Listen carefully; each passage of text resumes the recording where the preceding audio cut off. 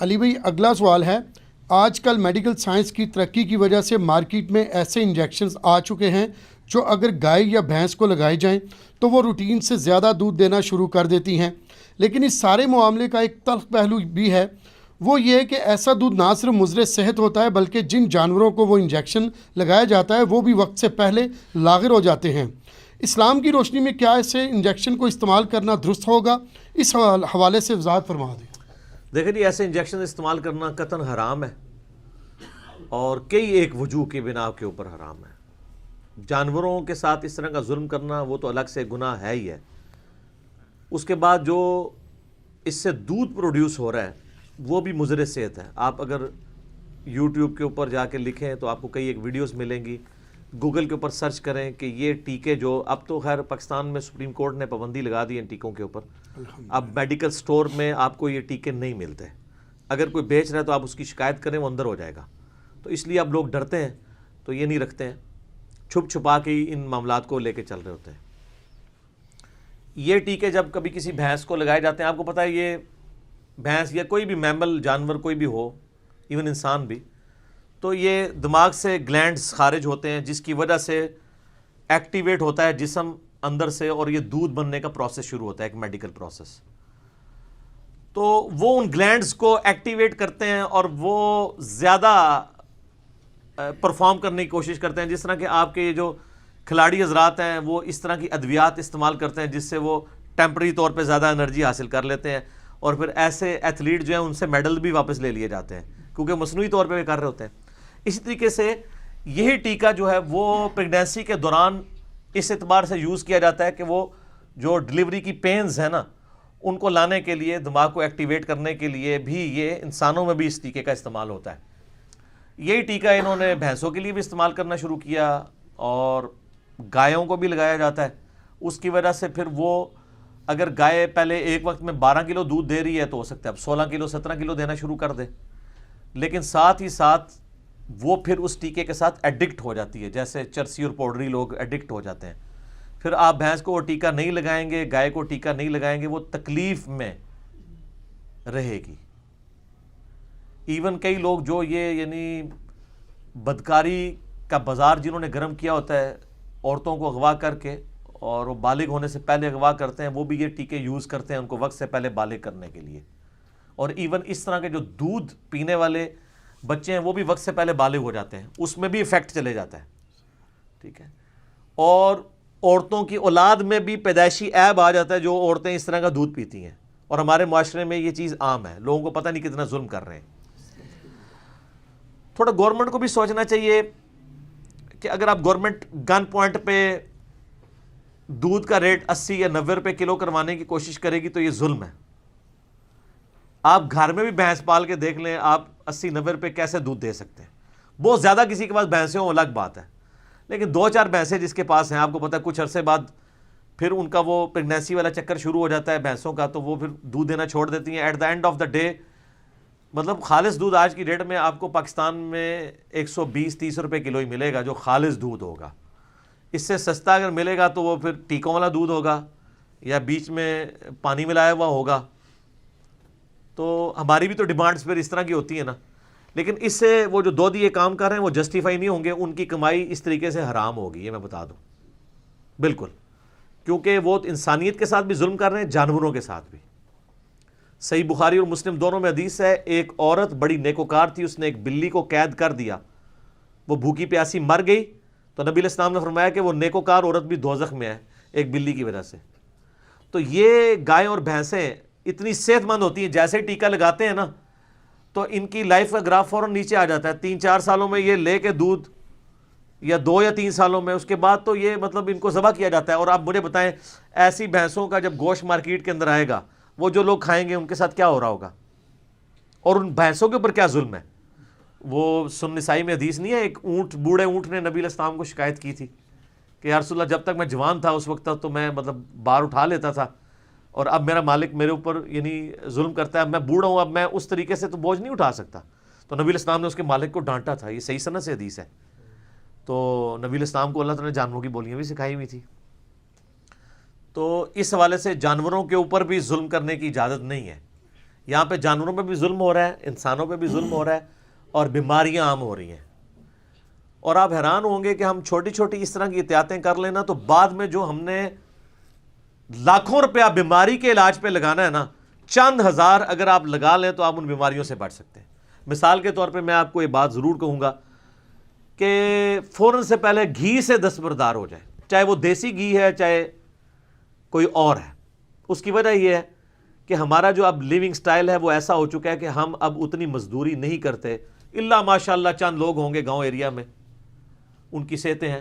شہروں میں رہنے والے لوگ جو پورا دن بیٹھے رہتے ہیں، کھانا کھا کے لیٹ جاتے ہیں، وہ خالص دیسی گھی استعمال کریں گے تو کولیسٹرول ہی بڑھے گا ان کا.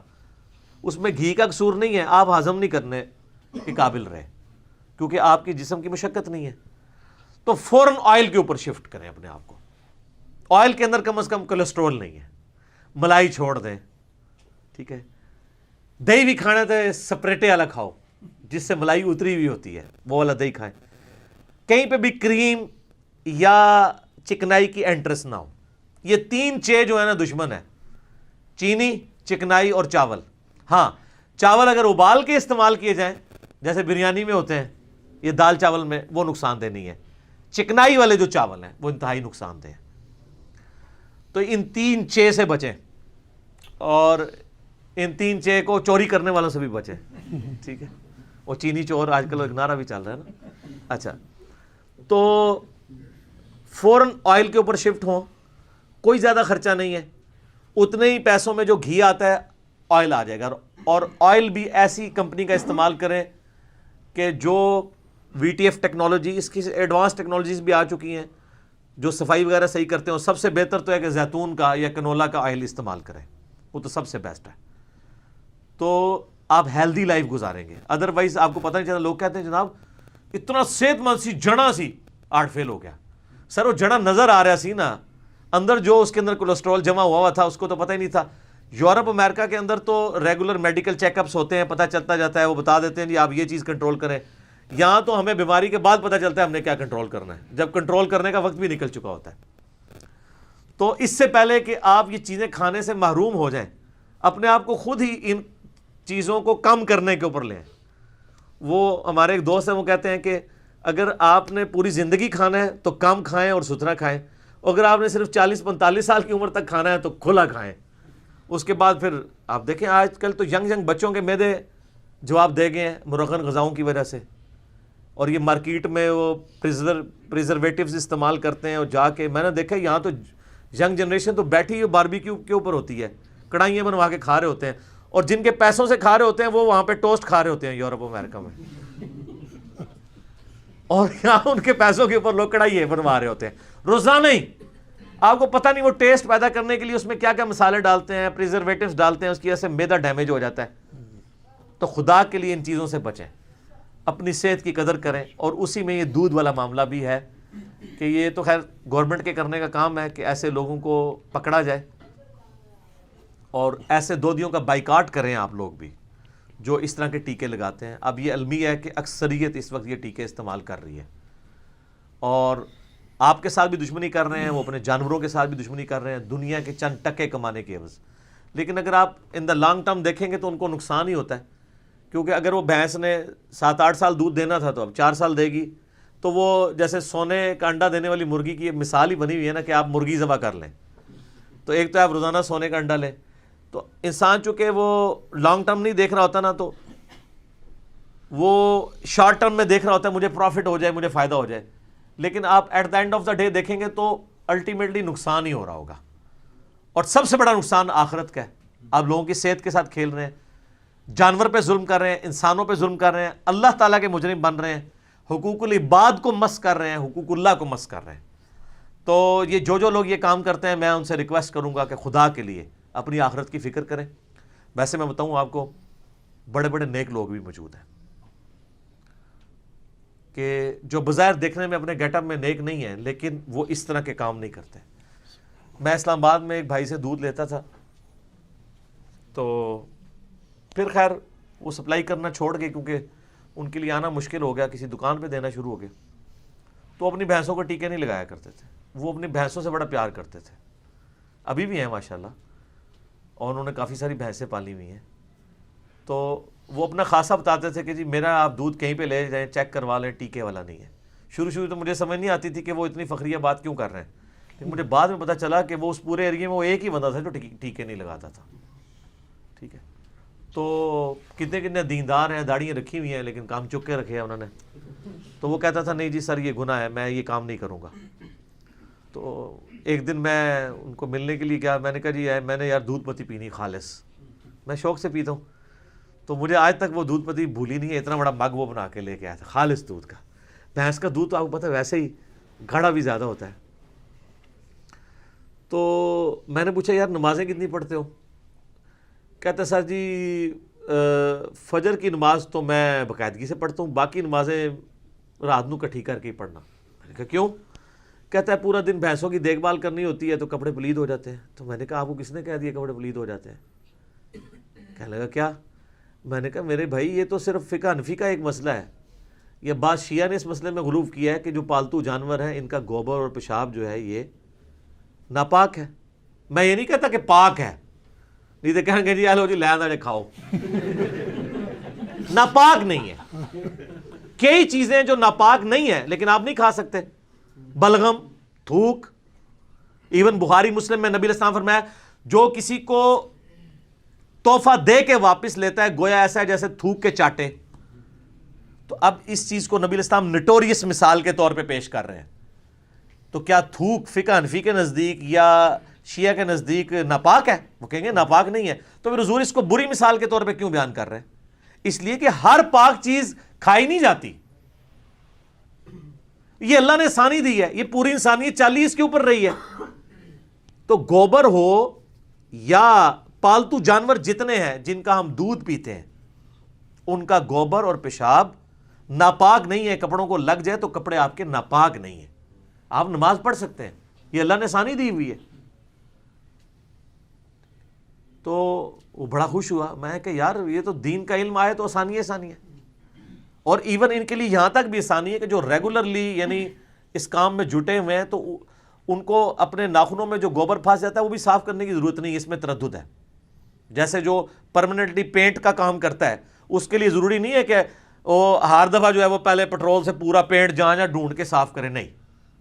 یا آٹا گوندنے والی عورت ہے تو وہ ہر دفعہ اس چیز کا اہتمام کرے کہ میں نے اندر سے بھی آٹا صاف کرنا, نہیں. اس کو شریعت میں آسانی ہے اس معاملے میں. جو پرماننٹلی کسی کام میں ہے کہ ظاہر ہے اس کے لیے تردد ہے. اسی طریقے سے جو لوگ ایلفی کا کام کرتے ہیں, اب آپ ایلفی اتار سکتے ہیں؟ مجھے بتائیں. وہ تو اپنے ٹائم پہ ہی اترنی ہے. تو اب لگ گئی ہے تو وہ کیا کھرچنا شروع کرے گا؟ تو ایسے تو نہیں ہوگا. تو یہ بھی آسانی ہے. کہتا سر جی آپ نے میرا مسئلہ ہی حل کر دیا, تو اب میں تو اپنی نماز قضا نہیں کیا کروں گا. میرے لیے تو بڑی مصیبت ہوتی تھی, میں جب رات کو نمازیں ساری جمع کرتا تھا, ٹھیک ہے, تو پورے دن کی نمازیں پڑھنی پڑتی تھی, اب میں ساتھ پڑھ لوں گا. تو یہ جو لوگ بھینسیں پال رہے ہیں نا, ٹیکے نہ لگائیں اور یہ ساتھ آسانی بھی ہم سے لے لیں. اور آخرت کی کامیابیاں آپ کا مقدر ہیں کہ اگر آپ نے حلال کی روزی کھائی اس طریقے سے, اور اگر آپ کہیں کہ سب لوگ کرتے ہیں اس لیے میں کروں گا, تو سر یہ لیم ایکسکیوز اللہ کی بارگاہ میں قبول نہیں ہے. آپ اگر سمجھتے ہیں کہ سب لوگ کرتے ہیں میں اس کے بغیر گزارا نہیں کر سکتا, آپ کوئی اور کام ڈھونڈ لیں لیکن یہ کام نہ کریں. اور میں آپ کو بتاؤں خالص دودھ تو ایسی چیز ہے لوگ آپ کے گھر سے آ کے لے جائیں گے. دودھ ایک ایسی چیز ہے, لوگ اتنی ڈرائیونگ کر کے جا کے نا دودھ لے کے آتے ہیں کہ فلاں بندہ خالص دودھ دیتا ہے. اس کو گوالے کو نہیں دینا پڑتا کیونکہ یہ بیسک نیڈ ہے. پوری انسانیت دودھ کے اوپر چل رہی ہے. ایویں تو نہیں اللہ تعالیٰ نے قرآن میں اس کا اتنا ذکر کیا ہے کہ ہم تمہیں دودھ پلاتے ہیں, ٹھیک ہے, سورۃ النحل کے اندر. آج دودھ دنیا سے ختم ہو جائے بچے جوان ہی نہیں ہو سکتے, بچے بڑے ہی دودھ کے اوپر ہو رہے ہیں. یہ تو بڑے ہو کے وہ نرم غذائیں کھانا شروع کرتے ہیں نا, یا چبانا شروع کرتے ہیں. جب تک ان کے دانت نہیں ہوتے تو شروع کی ساری لائف تو دودھ کے اوپر ڈیپینڈنٹ ہے. تو پوری انسانیت اس کے اوپر ڈیپینڈنٹ ہے. یہ اللہ کی بہت بڑی نعمت ہے, اس کی قدر کریں. اور جو لوگ افورڈ کر سکتے ہیں اپنی بھینسیں رکھیں, ٹھیک ہے. اگر واقعی ان کو خالص دودھ لینا ہے تو جن لوگوں کے بڑے بڑے گھر ہیں وہ رکھ سکتے ہیں, بجائے یہ ڈبوں کا دودھ اور خشک دودھ استعمال کرنے کے. جہاں انہوں نے اتنے ملازم رکھے ہوئے, ایک ملازم رکھ لیں اس کے لیے جاب بھی کریٹ ہو جائے گی. بلکہ کئی لوگ تو ایسے ہیں کہ وہ جو صحیح ایماندار گوالے ہیں ان کو بھینس بھی لے کے دے دیتے ہیں کہ چلو یار یہ بھینس رکھ لو, اتنا دودھ میرا ہوگا اتنا تمہارا ہوگا, اگر وہ ایماندار ہو. ورنہ تو تمہیں وہ مجھ بھی پی جانی ہے تو دودھ بھی پی جانا ہے، ٹھیک ہے، یہ بھی ہو جاتا ہے لوگوں کے ساتھ۔ تو یہ اس طرح کا جو ٹیکہ لگانے والا معاملہ ہے نا جی، یہ بالکل حرام ہے، اور ایسے میڈیکل سٹور کی کمائی کا وہ والا پورشن حرام ہوگا جس میں وہ یہ ٹیکے بیچ رہے ہوں گے، یہ ذہن میں رکھیے گا۔ اور دودھ کا تو معاملہ ظاہر ہے، اب وہ کون کرے گا، یہ بغیر ٹیکے والا اتنا حصہ ہے اور یہ ٹیکے والا ہے، وہ تو سارے یہ لالو رام مکس ہو گیا نا۔ فوراً سے پہلے توبہ کریں، پہلے جو ہو چکا اللہ سے معافی مانگے۔ اور دودھ میں پانی ملانا بھی کوئی حرام نہیں ہے، اس کو نہ بتانا حرام ہے۔ نبی الاسلام دودھ میں پانی ملا کے پیا کرتے تھے، اس زمانے میں دودھ کو ٹھنڈا کرنے کے لیے برف تو نہیں ہوتی تھی، تو مٹکے کا پانی ڈالا جاتا تھا، کچی لسی بنا کے پی جاتی تھی۔ دودھ میں پانی ملانا فی نفسی گناہ نہیں ہے، اس کو نہ بتانا گناہ ہے۔ آپ لکھ دیں کہ جی پانی والا دودھ 70 روپے کلو، خالص دودھ 120 روپے کلو، لوگ آپ سے خود لیں گے جس نے جو لینا ہے، یہ نہیں ہوگا لوگ لینا چھوڑ دیں گے۔ مجھے بتائیں جو لے کے جا رہے ہیں 70 روپے، ان کو نہیں پتا کہ اس میں پانی ڈلا ہوا ہے؟ تو یہی بات اگر آپ بتا دیں گے تو آپ کا کاروبار بھی حلال ہو جائے گا۔ خالص دودھ کا لفظ نہ لکھیں وہاں پہ، وہ ہٹائیں، آپ ڈکلیئر کریں۔ سر لوگ آپ کے اوپر اعتماد کریں گے کہ یار یہ ایماندار آدمی ہے، اس نے لکھ کے لگایا کہ پانی ملا دودھ 70 روپے اور فلاں یہ ہے، اتنی پرسنٹیج میں نے پانی کی ڈالی ہوئی ہے، ٹھیک ہے۔ گائے کا مکس کرتے ہیں تو وہ بھی بتا دیں، بہت اچھی بات ہے، ہاں گائے کا دودھ مکس کریں، بہت اچھی بات ہے، بتا دیں کہ جی گائے کا دودھ اس لیے ان کو مکس کرنا پڑتا ہے کہ ہم لوگ جب یہ ایکسپیکٹ کر رہے ہیں کہ ہمیں 70 روپے 80 روپے یا 100 روپے میں خالص دودھ مل جائے، تو بھینس کا دودھ تو نہیں خالص مل سکتا نا سر، ان کی اپنی لاگت ہی بہت زیادہ آ جاتی ہے۔ تو گائے کا دودھ بتا کے مکس کریں، بہت اچھا، بلکہ پانی ملانے سے تو بہتر ہے۔ اور میں آپ سے کہوں کہ جو لوگ آپ کے دودھ میں پانی ملا کے آپ کو دے رہے ہیں، وہ آپ کو بڑی نیکی کر رہے ہیں، شکر ہے وہ صرف نہیں گھول کے دے رہے ہیں آپ کو، وہ تو بڑے محسن ہیں آپ کے کہ وہ کیمیکلز نہیں بیچ میں ڈال رہے، پانی ڈال رہے ہیں۔ پانی چاہے وہ چھپڑ دا بھی پا دیں کوئی مسئلہ نہیں ہے، آپ نے تو ابال کے پینا ہے، وہ سارے وائرسز اور بیکٹیریا مر جائیں گے اس ابالنے والے حصے میں، لیکن چاہے اس میں سے ڈڈو بھی نکل آئے، وہ کوئی مینڈک بھی کوئی مسئلہ نہیں، اٹھا کے سائڈ پہ کر دیں، آپ ابال کے اس کو استعمال کر رہے ہیں۔ لیکن جو کیمیکلز ڈال کے بیچ رہے ہیں نا، وہ تو آپ کو زہر کھلا رہے ہیں۔ تو اس طرح کے لوگوں کی پھر کمائی بھی حرام ہوگی۔ صحیح مسلم میں حدیث ہے، نبی علیہ السلام ایک اناج کے ڈھیر کے پاس سے گزرے، آپ نے اپنی مبارک انگلیاں اس ڈھیر میں داخل کی، یعنی وہ گندم بک رہی تھی، آپ نے دیکھا وہ گیلی ہو گئی، آپ نے فرمایا یہ کیا ہے؟ کہ یا رسول اللہ رات کو بارش ہو گئی تھی تو گیلی ہو گئی۔ تو آپ نے فرمایا تجھے چاہیے تھا کہ یہ گیلا پورشن اوپر کرتا تاکہ لوگوں کو پتہ چلتا کہ اس کے اندر پانی مکس ہو گیا، پھر کسی کی مرضی ہو لے لے، خشک کر کے استعمال کر لے۔ تو پھر آپ نے صاف فرمایا جس نے ملاوٹ کی وہ ہم میں سے نہیں۔ حالانکہ ملاوٹ اس نے ڈائریکٹلی نہیں کی ہوئی تھی، وہ تو اللہ کی طرف سے بارش آئی تھی، لیکن اس چیز کے عیب کو نہ بتانے کو نبی علیہ السلام نے ملاوٹ کہا۔ اب آپ اسی کے اوپر قیاس کر لیں، جتنے بھی معاملات ہیں جو جس طریقے سے جھوٹ بول کے چیزیں بیچ رہے ہیں، ملاوٹ کر رہے ہیں، چاہے کوئی کپڑا بیچ رہا ہے، چاہے کوئی جوتیاں بیچ رہا ہے، چاہے الیکٹرانک کا سامان کوئی بیچ رہا ہے، چائنا کے سامان کو جاپان کا کہہ کے بیچ رہا ہے، جاپان کے سامان کو ملیشیا کا کہہ کے، امریکہ کا کہہ کے بیچ رہا ہے، جھوٹ بول رہا ہے، تو وہ بک تو اس کا جانا ہی ہے، لیکن اس اعتبار سے پھر اس کی برکت بھی اٹھ جائے گی اور حرام بھی کمائی ہوگی۔ اللہ تعالی ہمیں اس حوالے سے محفوظ فرمائے۔ آمین۔ جزاکم اللہ خیر و احسن۔